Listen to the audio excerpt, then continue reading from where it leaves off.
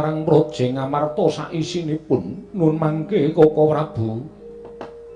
Koko Prabu Ndrawati dereng sawetawis dangu rawuh paduka Kanjeng Koko Prabu. Rayi para ing Ngamarta ngaturaken pasegan panakrami kunjuk sandhap padha paduka Kanjeng Koko Prabu. Koko Prabu jimat sesemban kula. Koko Prabu pangayoman kula ing Dwaraka, Koko Prabu Sri Bathara. Sakanangkung bombong raos sing manipun ing Raka Ndrawati, dupi kula tampi atung repaseganipun Madura Kyai Prabu ing Amarta. Sampun kula tampi karya bombong raos sing manipun ing Raka ing Dwaraka. Namung keparenga kula ngaturaken salam taklimipun ing Raka kunjuk ngersa Madura Kyai Prabu kadang kula ing Amarta. Dinten sakmangke menika wonten Praja Ngamarta. Kyai Prabu kadang kula ing Amarta Kyai Prabu Darma Kusuma.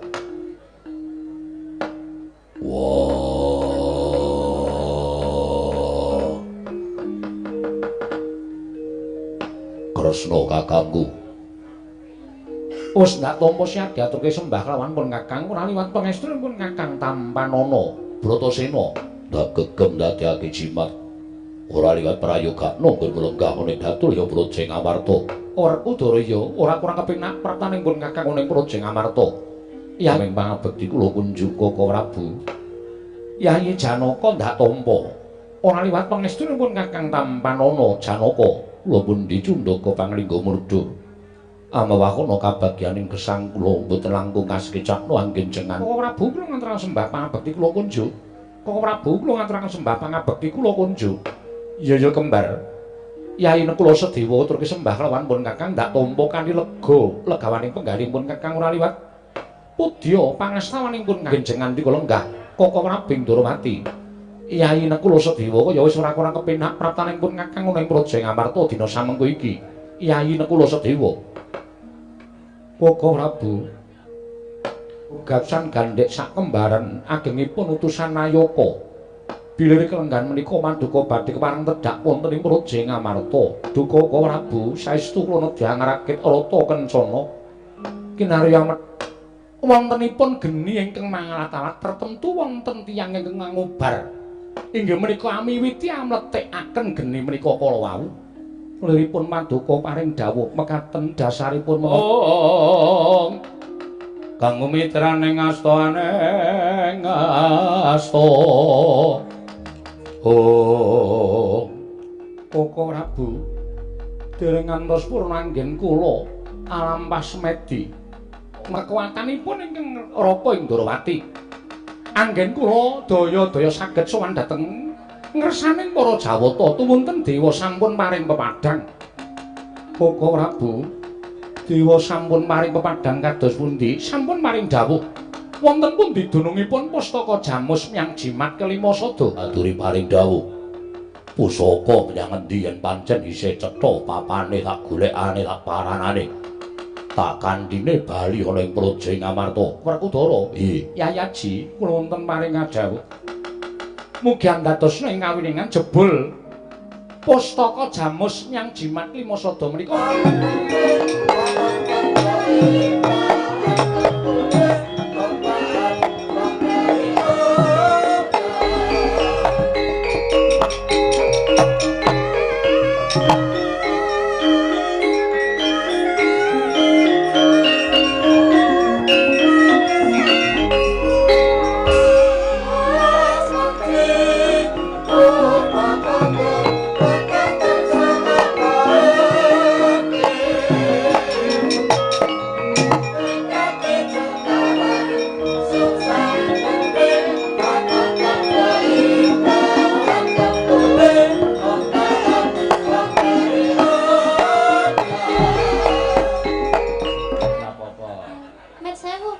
Pancen ngeyel kok kowe iki.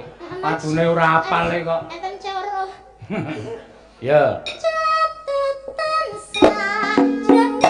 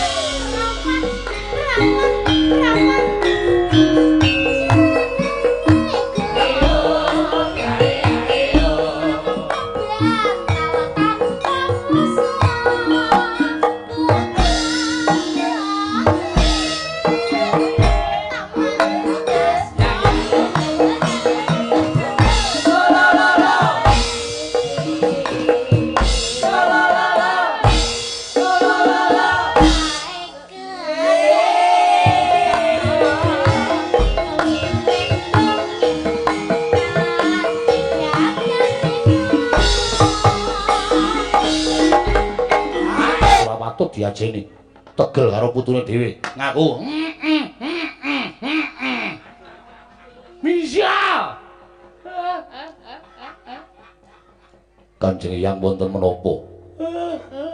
Apa sing dikandhake Antasena mau bener? Leres kados pundi? Aku sing membo Ratu Ndarawati, Long. Nolong ora? Ora! Gatotkaca ora nyolong. Iki suaraku dadi gedhe banget. Buktine iki, Kang. Dados Abimanyu mboten nidra pusaka. Ora. Ing menapa Kanjeng Hyang tumindak kados mekaten, Kan?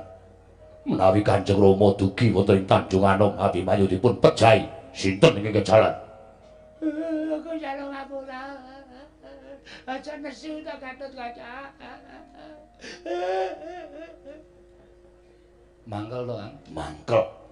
Entuk njotos kok. Entuk ning rasu tok nganggo kunci Inggris. Plek ngono wae, Kang.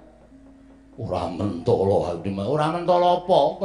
Wong tuwa kaya ngene kok dienggo pedoman, dienggo panutan. Mentala karo putune dhewe kok. Nek cara aku ora wajib disembah, ora wajib di ngabekeni. Polo nek matine ngopo? Ditokke, kanepsane ditokke. Aja nganti bededeg nang ati ditokke. Nek bededeg terus plek ngono malah aku ngrekoso. Ditok pelo aku.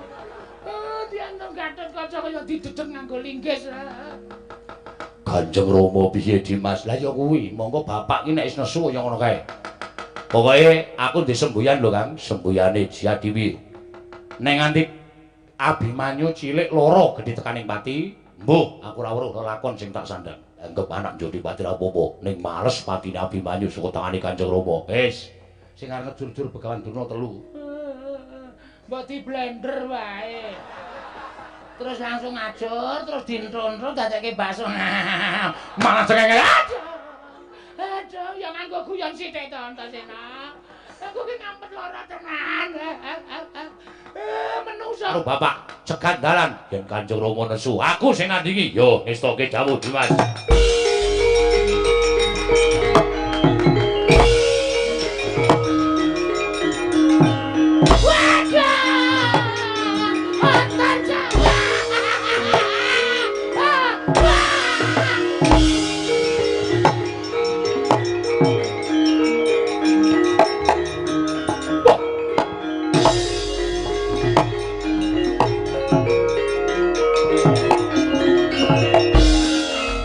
Mangkah kangro sesumbar lindhu bumi. Oh, lumembak penyu kanggo mambang. Oh, waduh, mati aku. Aduh, Rama Penemban. Kula rak sampun ngimutaken panjenengan. Sampun ngantos nyagahi dhateng dawuhipun Sinuhun Prabu Ngastina. Menika mbebayani.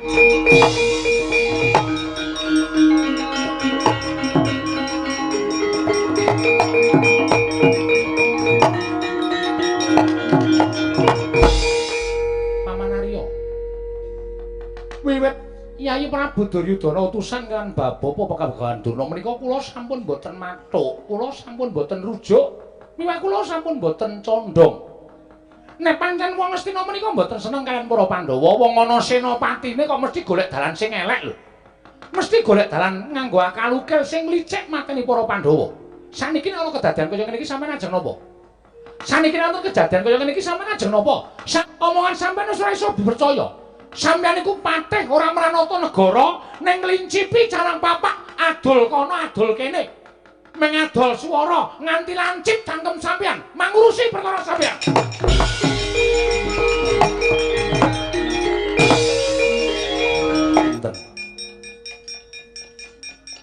Santai. Nek ora kaya ngene iki ora makmu cilik. Lho kok malah sampeyan ngendika kaya ngoten pesta, aja kuwatir. Aku ki diseneni sapa-sapa ki wis biasa. Wis butuhe kowe meneng wae karo Sengkuni. Tak udhokke uripku dadi wong ala ki sing apik men ketok. Nek ora ana sing ala sing apik ora ketok lah kan. Iki tontonan jogete Patih Sengkuni nek ora iso gawe lakon tekan sesuk-esuk aja diundang Patih Sengkuni. Nggih ngestuaken dawuh. Kula nuwun pangapunten.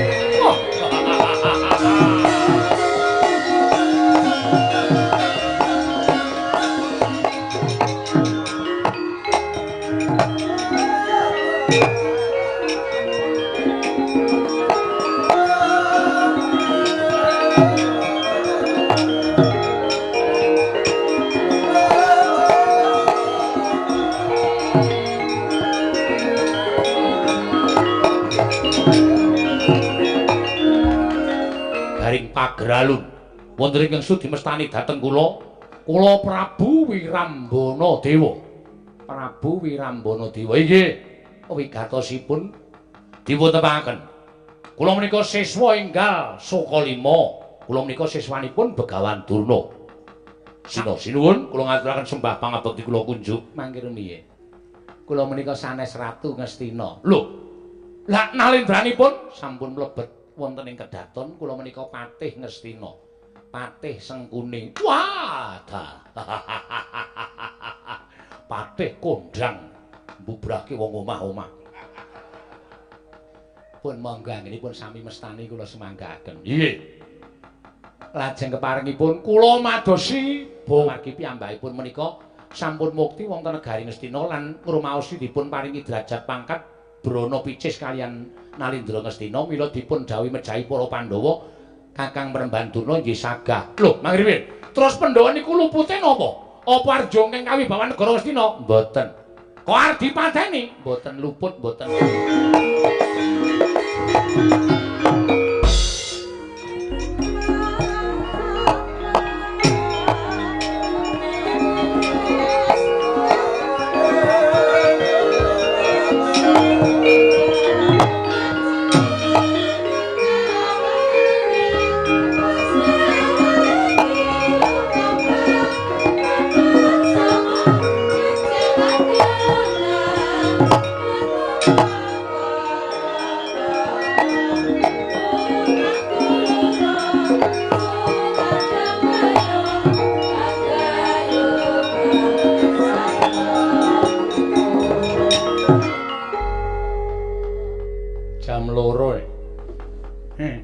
Mboten dados menapa.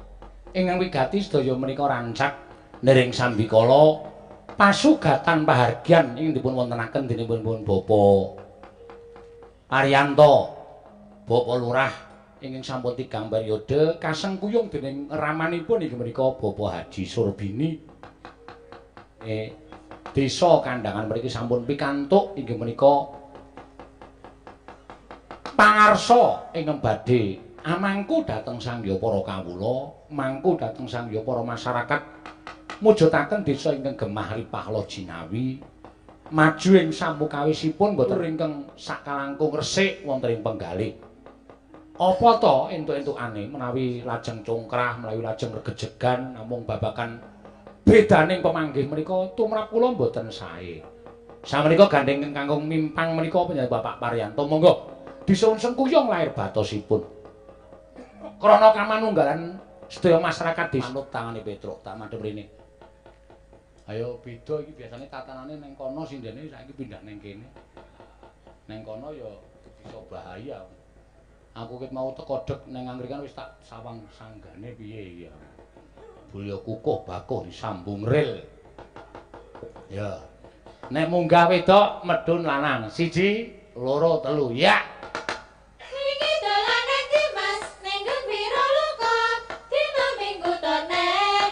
Jahe ana, wontane ana, munyak-munyak ana, sasang kewan apa-apa ana, pengin praon ana, bandulane ana, pengin jajan jakae ra kuciwa cah cilik, muda-mudi sing tilak sing lanang sok ting blasur ora.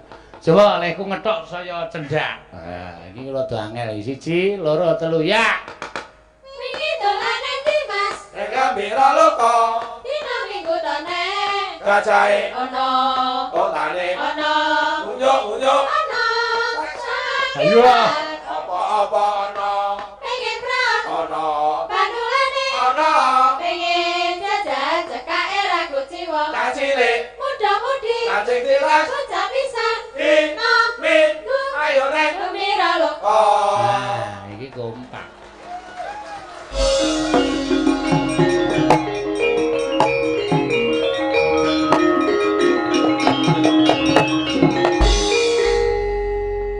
Matur sembah nuwun Jereng. Tanpa upama. Iya. Dene penyanyi Bapak Paryanto, Ibu Atun, Pak Haji Surbini lan garwa. Iya. Kok suaramu cilik banget to, Kong? Lah iki ndase kisut e.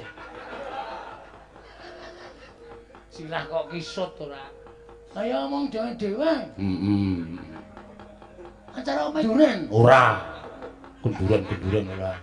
Tasakuran ya kuwi Pak Lurah Pak Paryanto. Pak Paryanto dadi lurah. Garwane DPRD Kabupaten Semarang. Edian. Ngono kuwi lho sing tak karepake. Lanang wedok mbangun Bali Wisma tur berkarir ya sia ora. Salah mben arep tak petok pek. Edian. Dadi kae ketok gedhamu saiki ya. Asline kowe mbiyen jange bojoku to. Iya. Wong bojoku bekase Petruk. Oh. Wah, aku mung waton melu keturahan ora cah edian ora. Wah, jojo lambimu ora. Kene nggone piyai-piyai kene nggone santri-santri kok omonge kaya ngono. Kenyataan aku nek omong apa anane kok. Ah iya. Nderek mangayu bagya penyanyi Pak Lurah. Sing durung ayo disengkuyung bebarengan mujudake desa ingkang reja. Ayem tentrem nir ing sambi pitu. Sambikala, sambi pitu ki Wanasari. Sambikala. Iya. Sing maune beda kaos, saiki wis ora ana beda Kaos. sing maune Saiki nyawiji nyengkuyung yang terpilih. Itu ateges iso lila, iso legawa. Ning biasane aja nganti kalaro cah cilik Astro. Aja nganti kalaro cah cilik piye? Cah cilik karo wong tuwa kadang karo pikirane malah jembar cah cilik. Lho kok iso? Kok wis kabeh. Kuwi ora jotakan. Oh. Let sak jam 2 jam dolanan meneh do pasaran do bal-balan. Iya. Wong tuwa ki mung kesuwaran elek nengan taunan. Bener ya, Gong. Heeh, niru nek perkara sabar ikhlas niru cah Ki gara-gara kok iki gara-gara ki tembangan. Ana sing nyuwun caping gunung. Podang kuning sik. Nek Pak Haji nganti duka. Iya, iya. Podang kuning sing kepareng nyekar. Oh, disuwun sih Mbak Elisa. Oh iya. Podang kuning sing kok gek caping gunung dia desane Kandangan. Wah, Bathi terus iki. Iya. Desa Bathi terus iki kene. Kok Bathi terus Ngandang terus. Ngandang terus dengkulmu ora. Ya monggo katuran panjenengane Mbak Elisa. Wah, nggone kaya ngene to. Ki nek obo wedang mung kari kopi ngono wis langsung teko dhewe. Ngisor Angkringan. wah iya. Wis kira-kira kaya piyaga ya wis bingung mikir rumah tangga. Tak aturi jumeneng. Heeh. Karo nggawa apa aluminium templekke dhuwur cicit mati. Malah ora-ora. Bunuh diri ki sok maning ramyang kok. Tak ora kok iso omong. Lho, kuwi nang kitab suci kaya ngono kuwi. Wah apa? Ora ditampa sing gawe urip manggon ing kayu watu pendak malam Jumakli wong dikutuki jaluki pesugihan kuwi iki nyawane wong lalu. Ya wis ngono, ngejak omong telek kucing iki. Ya Mbak Elisa. Meneng, Mbak. Ayo, wah, ayo sinden milenial. Nggih. Ngangge bawa? Nganggo komplit. Sing nyuwun Pak Haji. Pak Haji. Sapa ayo? Sitet. Wah. Kok jan ora apal kuwi, Pak. Diaturake tembang kangen sik. Sapa sing kepareng nembang kangen? Ayo Tin. Ya. Tatin meneh. Tatin mah ora diplekotho ora. So tak tambahi sanlek. Iya. Sanlek ki sabun kok. Udu susu to? Udu. Den kok iki susu lho, Tru. Ah iya. Sanlek ki sabun. Ayo, sabun sing mumpluk. Ya.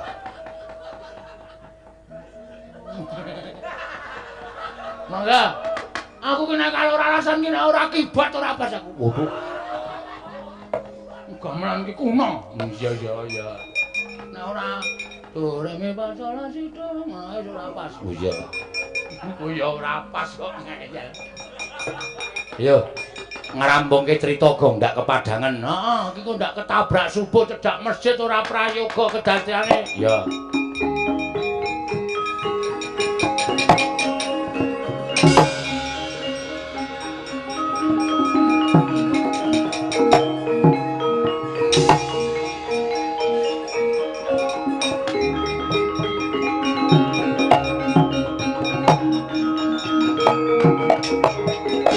Mangsuli kandha ing ajeng datan kawusa lampahing sanggur Patpunakawan.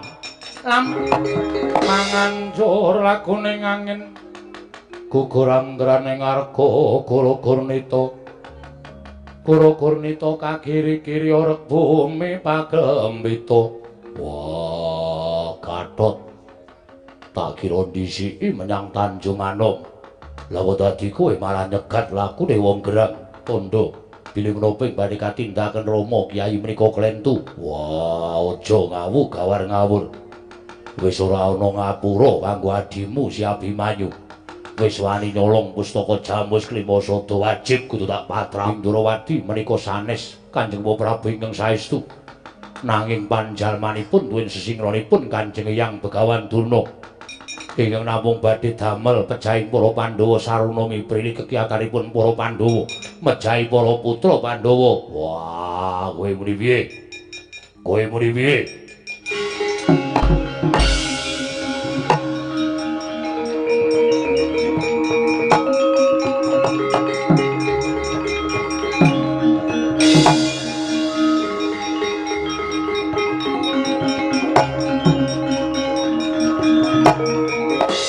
Antasena. Oh, Pak. Wah. Gatot ndi memek mripate bayi wingi sore wani ngluputke Durna bapakku. Wah, candal sap. Aku sing badarke sesinglone Eyang Durna sing memba Siwa Ndrawati. Lan saiki Eyang Durna wis tak gawa. Takon matur dhewe karo bapak. Antasena. Piye? Ayo.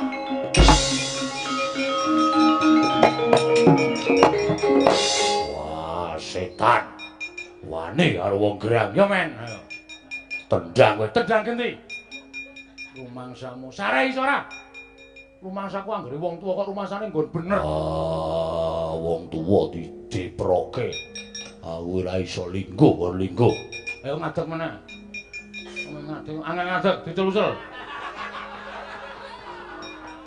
Jaedan. Kang, Eyang Durna gorene, Kang.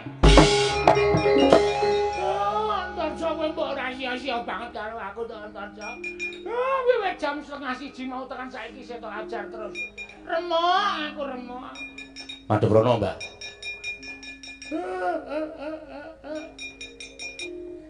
Rasa wedi, Kang, rasa wedi.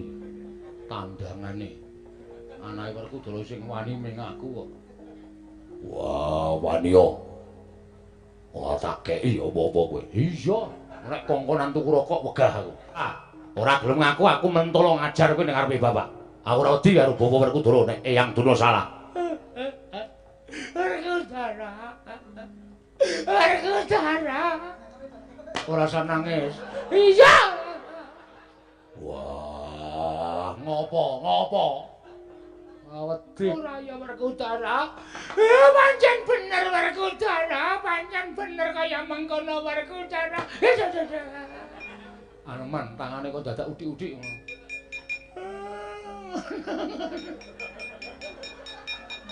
Diwalik maneh. Werkudara, aku Abimanyu nyolong pusaka. ora ngger kuwi gaweanku. Wah, isin aku.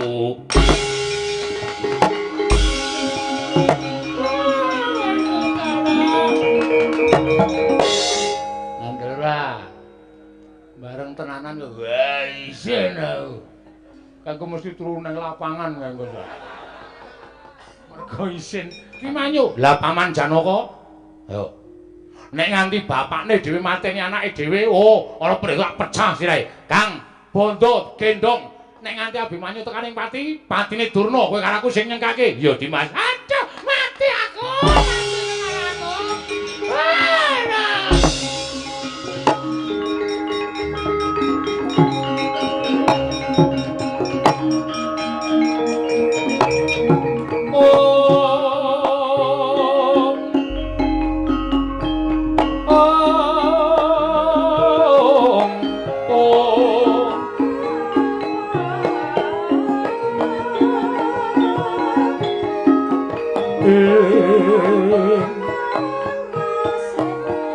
wonten mari damel menapa dene paduka kepareng tedhak wonten ing Plangkawati. Kaya ngene rasane jejering ibu ingkang nandhang rasa kangen lawan atmajane. Mula nganti tak rewangi aku ninggal Madukara. Mung kepengin sak pejagong lawan atmajaku ya kuwi sira kula Abimanyu. Sira atmajaku Abimanyu wis nyandhang cara manten lanang nggereneng lelakon apa Abimanyu. Miat langeneng kalangguan agar pandan moncar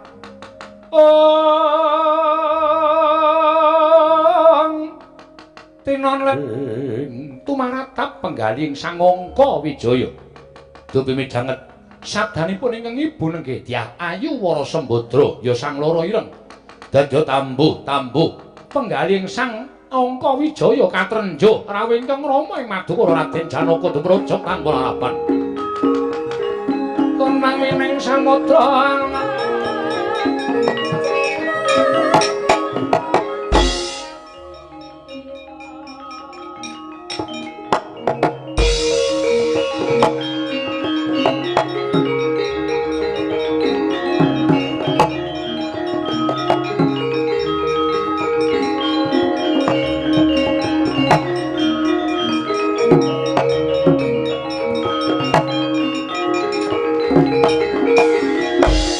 Para Sang Arjuna semono kang kamanungsan Kanjeng Rama monggo latri maringaken kula nedya nampi peparingipun Kanjeng Wa Puntadewa nya tampan wana menungsa iblis lanat.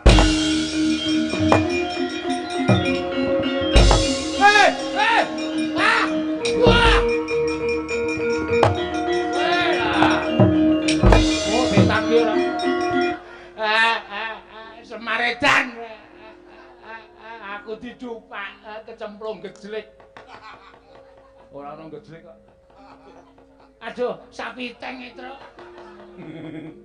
Ayo wis pas nek kowe cemplung sapiteng. Wong bentukmu kaya cuwilan ndasmu. Cuwilan cengelmu ora. Kang setan.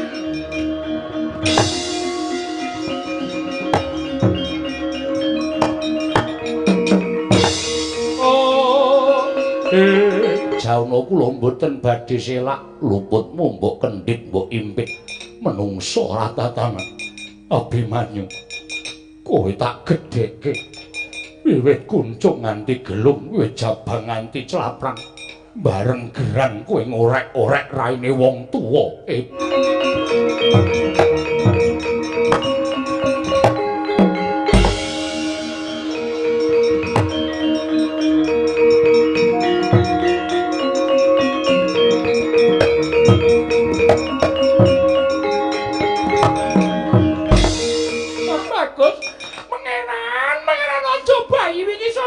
Gerangane wae mungsuh aku lekan atiku.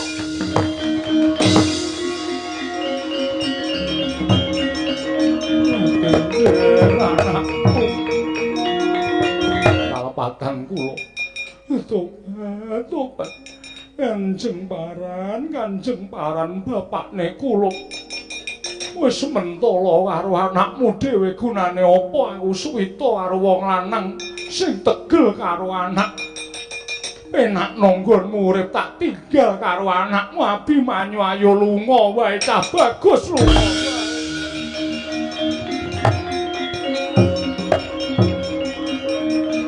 Ayo, ajeng apa sae? Kira-kira wani kali kula. Tak tandhahi tandhane atiku. Wis ngono terus kowe. Piye, Tru? Gagal.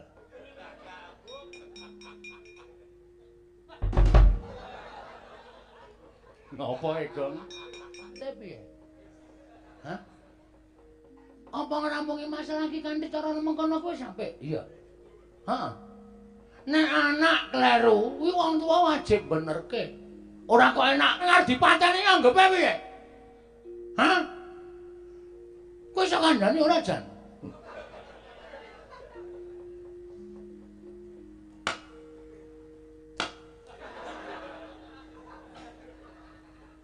Piye, Kong? Gagal. Petruk nala garing Bagong ditinggal lunga wae mbuh dadine. Enggak ayo. Derekke ndaramu Sembadra kae.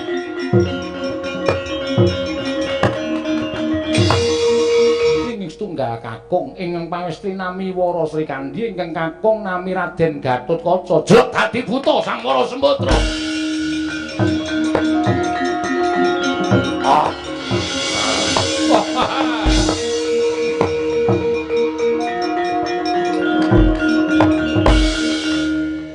Wong tiba kok disalahke.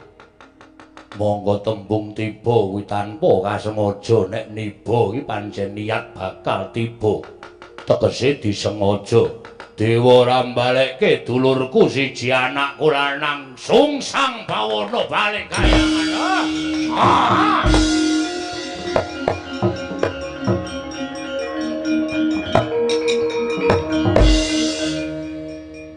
Cahayu iki nek nesu mah medeni ya, Gong. Heeh. Nekat e Cahayu iki nek nesu. Ora mung dadi buta sok marani nang omah bareng. Heeh ta.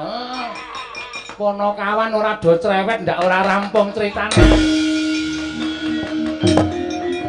Ah.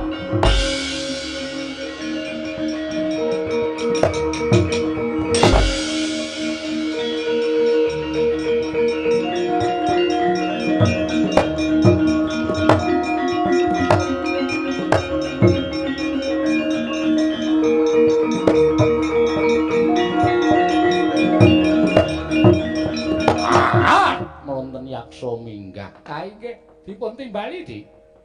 Sapa kita? Badrayaksa. Badrayaksa? Ya. Wigatine. Aku entuk kabar nek dewa bakal ngadani upacara nyemplungke titah loro sing ora salah ning tiba ning Kayiwangan gawe rusak pepasren ning Kayiwangan. Aku tak takon tembung tiba iki kanthi kasengaja apa ora? Bedane tembung tiba karo niba mono nadyan namung sak aksara nanging kuwi beda adoh sungsate punten dhateng kula.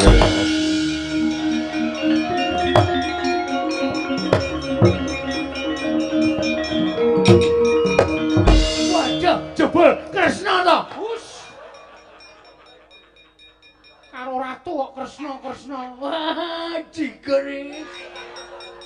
Lah kira sapa e? Ah, jebul. Sesuk sencaki ditambani nang ini. Iya.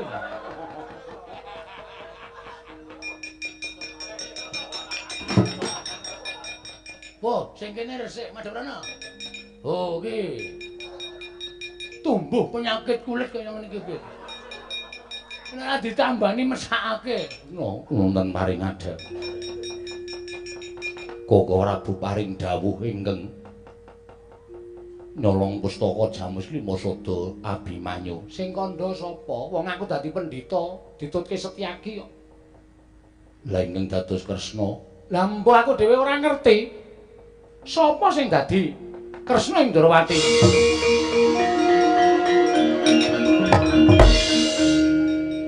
Bagong kowe tak kongkon nek pancen kowe abdiku sing tenanan. Keparengipun kowe mlayu wae. Werkudara undangan mrene. Edan iya wae. Adoh lho. Werkudara ki saiki nang Secang. Masa kene Secang kon mlayu? Mlayu ora gelem tak pecah sliramu. Nggih, ngestaken dawuh.